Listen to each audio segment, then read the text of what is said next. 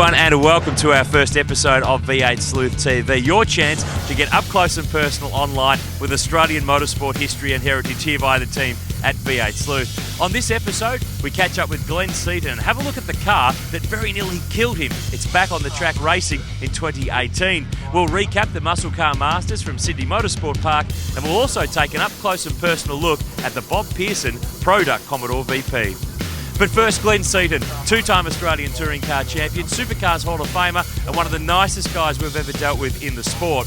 18 years ago at Phillip Island in testing, he was very lucky to escape with his life from a serious accident. And that car that he was driving that day is back on the track.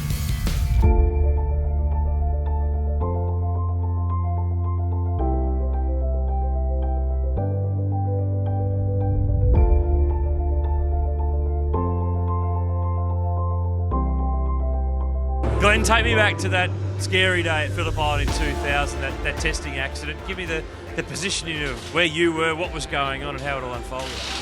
Yeah, it's a pretty big memory, to be honest, because probably never got over that one because it was a pretty big shunt. But I just got in this old girl behind me, actually, to do a few laps, and it had been raining in the morning. It just started dry, but it had two tyre tracks of grip area. The rest of it was wet just off that. We're on slick tyres. I remember coming out of the second last corner before you come onto the straight, and I tried to stay on the two tracks and just got off sort of between that corner and the main corner coming onto the straight, and just got off line a little bit in the slicks, onto the grass. Away it went. Never had any gravel traps back then, had no tyre walls back then, and knocked me out. So I don't remember much of it after that, but the next thing I remember was the guys that got me out of the car. I was laying on the ground, and I could just remember the pain in my back was horrendous at the time. And Gardner was there, and naturally from what his sport was with motorcycle racing, he's had a lot of injuries, and when I'm saying, oh, my back's really hurting, he's saying, just stay there, lay there, it's all right, mate, it's all right. So I just remember all that, and I thought at the time I'd actually broken my back.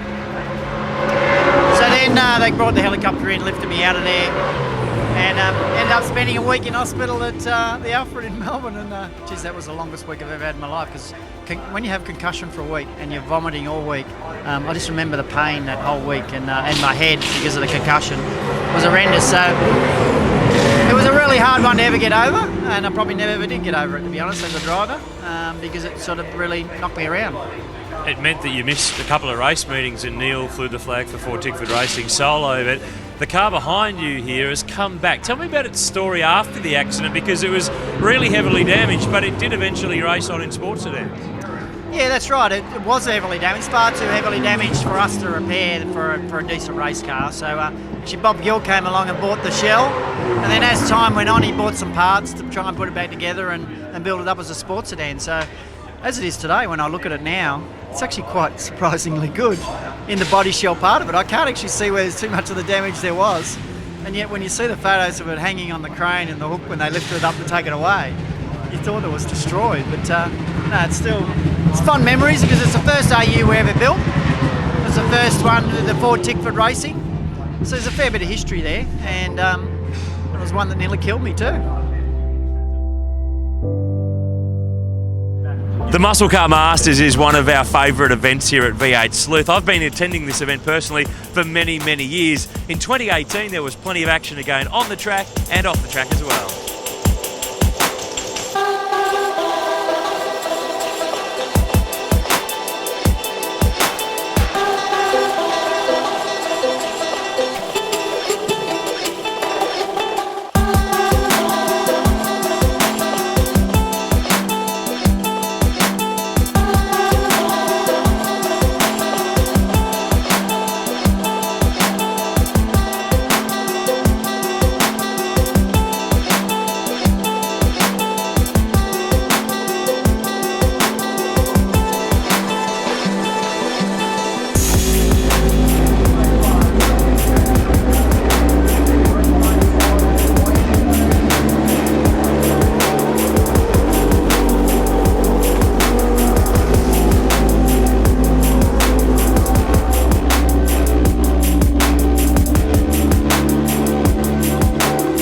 Great stuff there, the Muscle Car Masters in 2018.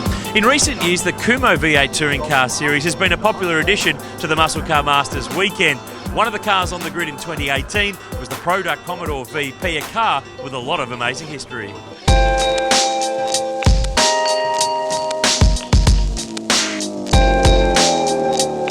Jamie, tell me about the Product Commodore, what you've done to get it back on the track. I bought it as just a chassis. There wasn't even any wheels in it. Everything was wrong. So I stripped it right back to a bare body, and we've had to source all the gears. So motor, gearbox, diff, front uprights, absolutely everything. I've gone from one end to the other on this car, and absolutely everything's brand new on it. Tell me about what it's actually like to drive when you get it out on the track, particularly when you put so much work into getting it back on the road. It's a hoot. I tell you, this thing is an absolute dream to drive. I've never driven a race car that is as smooth, it rides the bumps, it turns where it's supposed to, it brakes, and boy oh boy, doesn't it go. It was Bob Pearson's product car for some time, but it had a bit of another life as well. Give me the brief snapshot on what this car did and where it's been. Larry Perkins, chassis number 16, the very first V8 supercar made by Perkins for Bob Pearson. After Bob had it, it then got sold on to Bob Smith. Had a bit of a history doing hill climb events, believe it or not. And then it sat idle basically for the last 20 years. Do you see in the next couple of years more of these sorts of cars coming out of the garages, and people see your car and a few similar cars and suddenly get a little bit inspired? Is that what we can look forward to? I'd like to see this get 5th category recognition so that we can get our own category, just like Group C and Group A. The intent of me out there with some of these other guys is to actually encourage others to come out. We want more cars on the grid so that we can actually get some recognition for the category and hopefully a full grid of the heritage cars.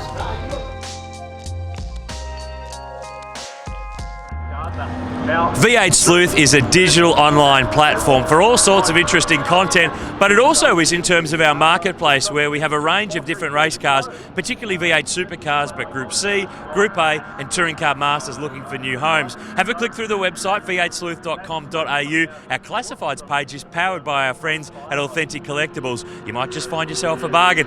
In recent times, we've found a new home for the Stone Brothers Racing Falcon, raced in the Kumo series by John McCorkingdale. It's sold within just 5 days, so make sure you get in touch with us to list your car. We can also produce a special video that gives you great reach on social media. Now, V8 Sleuth TV will also catch up with a range of legends in upcoming episodes for our special Flat Chat segment. 10 questions, 10 answers. Here's our first legend. 4850 series Holden, 48 Morris 850 first road car. Ford Escort it has to be. Well, you'd nearly have to say Ellen Grice, I would have thought. Probably the Bathurst crash when the race ended with Christine and co. Yeah, that was very nasty. Actually, the year I retired was the Gold Coast Oscar race, because the year before, because I'm used to the old Oscar one flag deal, white flag, I counted the laps wrong, I slowed down. Jimmy went straight past me and won the race. The next race, the next year I came back and won it and retired. I have absolutely none. The one that others pay for. Beers, cold beers, Peronis. Tony Cochran wasn't a good salesman, because he bloody well was. Well, we're just about out of time here on our first episode of V8 Sleuth TV. Hope you've enjoyed our little collection of stories and everything we've put together for you. We've got plenty more planned. Send in your ideas for who you'd like to hear from Flat Chat as well. We'll see you soon with another episode of V8 Sleuth TV.